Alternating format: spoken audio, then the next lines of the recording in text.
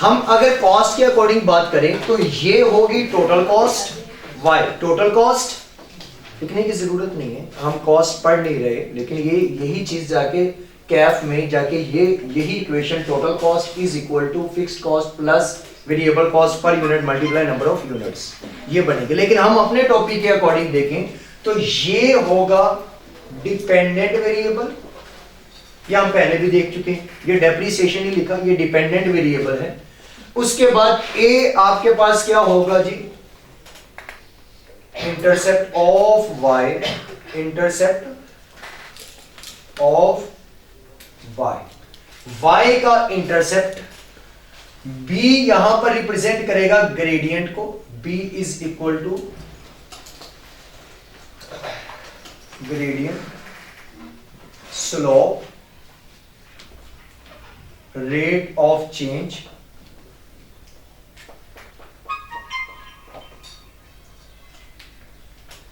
और coefficient of regression या regression coefficient.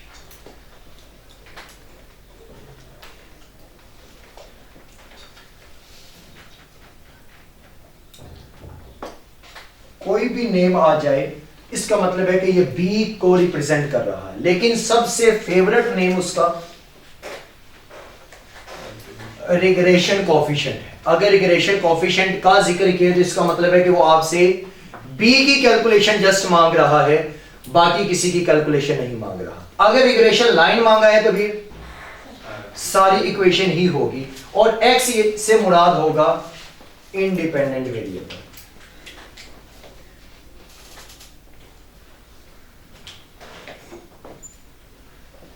Independent variable. Same इसी तरह इधर भी, यहां पर भी x क्या होगा, डिपेंडेंट, क्योंकि ये फाइंड करना है a क्या होगा इंटरसेप्ट ऑफ x, b क्या होगा रिग्रेशन कोफिशिएंट, और y क्या होगा इंडिपेंडेंट वेरिएबल। तो ये इनको रिप्रेजेंट किया गया है। और इसके अलावा अगर इनकी इंटरप्रिटेशन देखें कि भाई ये जब इक्वेशन बन गए, ये इससे मल्टीप्लाई हो रही है, तो ये इंटरप्रेट क्या कर रही है। अगर इनकी इंटरप्रिटेशन देखें तो अगर तो b की वैल्यू जब हम निकालेंगे, b की वैल्यू पॉजिटिव निकली है, तो जो भी वो वैल्यू निकली होगी वो उतने टाइम्स क्या कर देगा, a को बढ़ाती जाएगी। फॉर एग्जाम्पल अगर मैं कहता हूं कि y is equal to a की वैल्यू है 200 प्लस b की वैल्यू निकली है 20, x अगर जीरो है, x का अगर वैल्यू जीरो है तो ये सिर्फ फिर 200 ही रहेगा। तो ये जब कॉस्ट की बात करते हैं ना, तो कोई भी प्रोडक्शन ना हो तो फिक्स्ड कॉस्ट तो हमेशा रहती है, रेंट तो आपने देना ही देना है फैक्ट्री का, वो खर्चा तो वो 200 रहेगा। लेकिन अगर हम वैसे बात करें कि जब x की वैल्यू जीरो निकलेगी, b का आंसर 20 निकला है, तो फिर सिर्फ y आपका इज इक्वल किसके होगा, a के। लेकिन अगर एक यूनिट b का बना है तो 200 प्लस 20, तो आंसर क्या निकलेगा 220। जितना b की वैल्यू है उतने टाइम से उसने x की वैल्यू को, y की वैल्यू को क्या कर दिया, बढ़ा दिया। कि b की आंसर कितना था 20, तो उतने गुना से उसने y के आंसर को भी क्या करवा दिया है, बढ़ा दिया है। अगर x की वैल्यू हो 2, तो 200 प्लस 20 इंटू 2, तो ये 2 टाइम क्या करेगा इंक्रीज, तो ये क्या हो जाएगा 40। कि b उतने गुना से y के आंसर को क्या करवाता जाएगा, बढ़ाता जाएगा। अगर आंसर उसका पॉजिटिव होगा, अगर नेगेटिव होगा तो उतने गुना से क्या कर देगा, खत्म कर देगा। क्योंकि वो x से मल्टीप्लाई हो रहा है, तो वो उतने टाइम्स से जितना b का आंसर निकला है उतने टाइम से, b का आंसर 20 उतने टाइम से 20 से ही बढ़ाएगा। अगर यहां 20 है तो जो 2 से मल्टीप्लाई होगा 2 टाइम्स ऑफ 20, वो क्या हो जाएगा, उसका आंसर बढ़ जाएगा 40 हो जाएगा। तो ये इसकी इंटरप्रिटेशन है कि अगर प्लस है तो जितना आंसर निकला है उसे उतने गुना जो x होगा वो उससे मल्टीप्लाई करेंगे तो वो y की आंसर को क्या करवा देगा, बढ़ा देगा। तो ये बढ़ा ही रहा है कि यहाँ 1 टाइम था, यहाँ 2 टाइम्स है, तो 20 का 2 टाइम्स उसका आंसर बढ़ गया है, अगर 3 टाइम्स होता तो 3 टाइम्स से इंक्रीज हो जाता। ये इसकी इंटरप्रिटेशन है। अच्छा, अब ये आपको पता चल गया, जब a की वैल्यू निकालेंगे तो a के लिए क्या फॉर्मूला हम इस्तेमाल कर सकते हैं a को निकालने के लिए, क्या लगता है? हिजरत करवा देंगे, यहां से b इंटू एक्स की वैल्यू को दूसरी तरफ ट्रांसफर करवा देंगे तो a का आंसर आ जाएगा। तो यहां पर जब a की वैल्यू निकालेंगे, यानी कि इंटरसेप्ट ऑफ y की वैल्यू जब निकालेंगे, इंटरसेप्ट ऑफ y, जब इंटरसेप्ट ऑफ y की वैल्यू निकालेंगे, किस केस के लिए, मैं इसी केस की इसके नीचे लिख रहा हूं और इसी की इधर आ जाएगी। यहां पर जब a की वैल्यू निकालेंगे तो a is equal to y minus, अब ये y कैप नहीं होगा क्योंकि अब कौन सा y फाइंड कर रहे हैं, अब तो y की वैल्यू यहां आएगी, अब a फाइंड कर रहे हैं और a कोई डुप्लीकेशन है नहीं जिसके लिए इसे अलग किसी साइन से रिप्रेजेंट करें, तो a is equal to y minus b x. लेकिन मसला तो है इन दोनों, y भी बहुत ज्यादा, x भी बहुत ज्यादा, और हर y के साथ उसका x रिप्रेजेंट किया हुआ है और हर x के साथ उसका y है, तो फिर हम यहां पर उनका एवरेज लेंगे, क्योंकि कंफ्यूजन क्रिएट होगी कि भाई कौन सा x रखें कौन सा y रखें, कोई इससे सॉल्व करेगा, कोई इससे करेगा, कोई इससे करेगा। तो सबसे सूटेबल मेथड क्या है कि आप क्या कर ले, उनका एवरेज, जितने भी y हैं उनको ऐड कर लें और जितने भी x हैं उनको ऐड करके उनका एवरेज आप यहां पर पुट करके a का आंसर निकालेंगे। और जब हम इसके लिए सॉल्व करेंगे तो इसके लिए हो जाएगा a is equal to x bar, यानी कि mean of x minus b बार।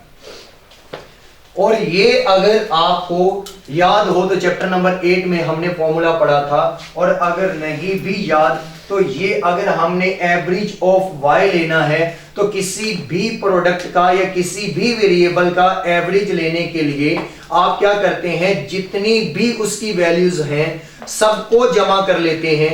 जब सबको जमा करते हैं तो वो बनता है sum of all values of y। अगर तमाम y की वैल्यू को जमा कर रहे हैं डिवाइडेड बाय जितनी वैल्यूज को जमा किया होगा उन्हीं नंबर्स पे क्या करवा देंगे, डिवाइड करवा देंगे, तो क्या आ जाएगा, एवरेज ऑफ y आ जाएगा। ये फॉर्मूला है इसके बैक एंड पे।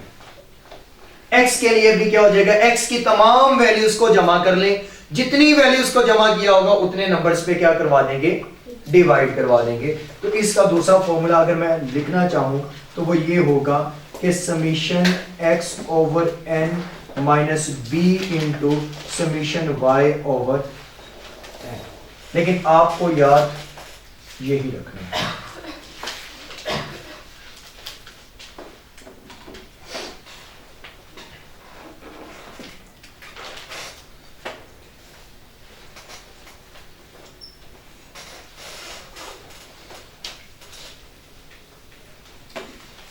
यहां तक ओके है कि अगर हमने रिग्रेशन लाइन हमसे मांगी जाएगी किसी भी एक वेरिएबल की y ऑन x हो या x ऑन y हो, तो हमने क्या करना है, उनके अकॉर्डिंग हमने डिपेंडेंट और इंडिपेंडेंट की इक्वेशन यानी कि रिग्रेशन लाइन सेट करनी है। फिर हम a कैलकुलेट करेंगे तो a के लिए ये फॉर्मूला लगा के हम वैल्यू से निकालेंगे, और जब b कैलकुलेट करने हैं तो वो b के लिए मैं यहां पर रिप्रेजेंट करने लगा हूं। b को हमने रिप्रेजेंट किया है रिग्रेशन कोएफिशिएंट। तो regression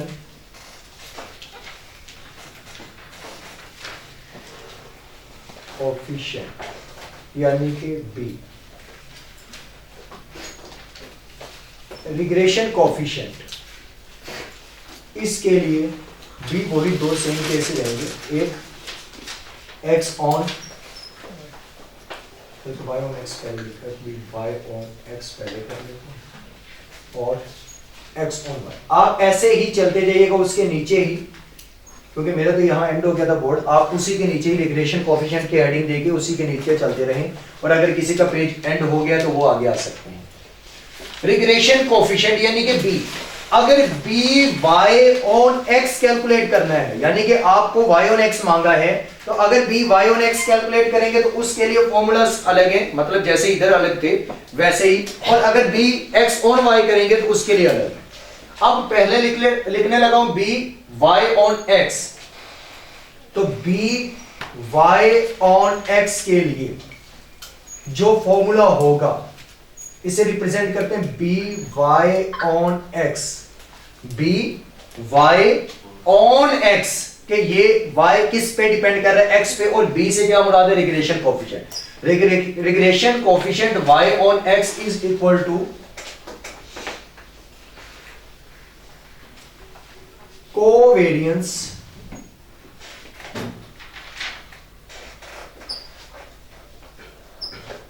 x and y, covariance of x and y divided by variance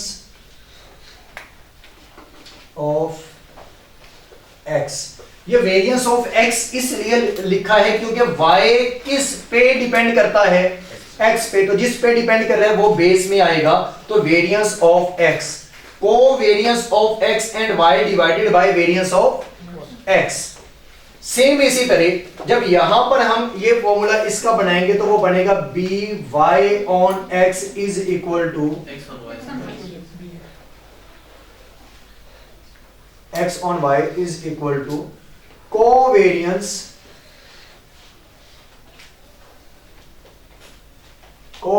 of x and y divided by क्या आ जाएगा, वेरिएंस ऑफ वाई।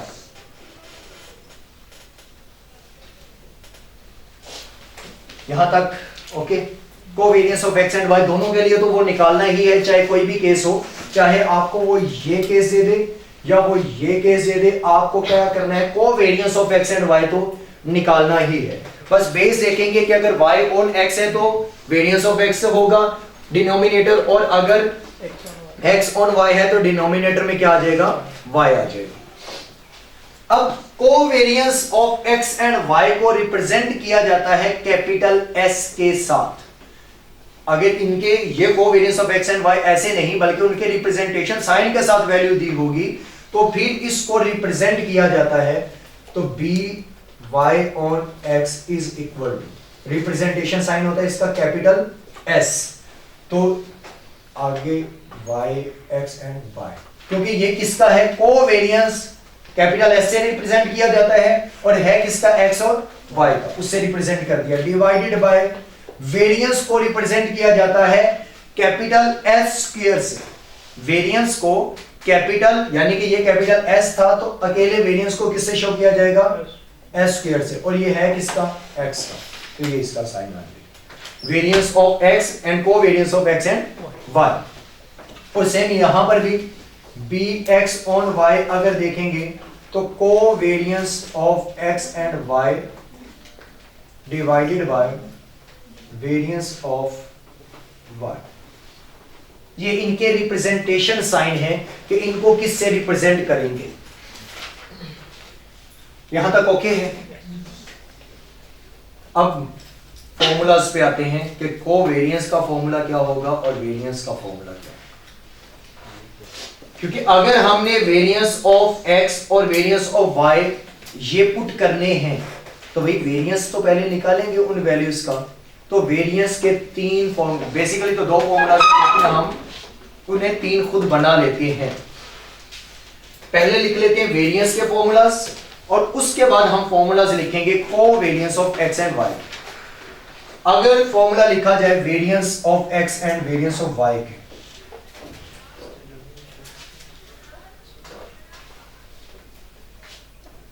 यहां पर आ जाता है जी variance of x and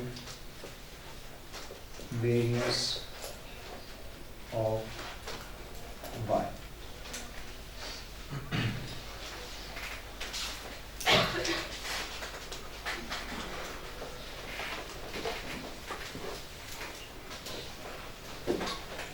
variance of x पहला फॉर्मूला इसका कि अगर वेरिएंस ऑफ x पुट करना है तो वो कैसे निकाल के पुट करेंगे?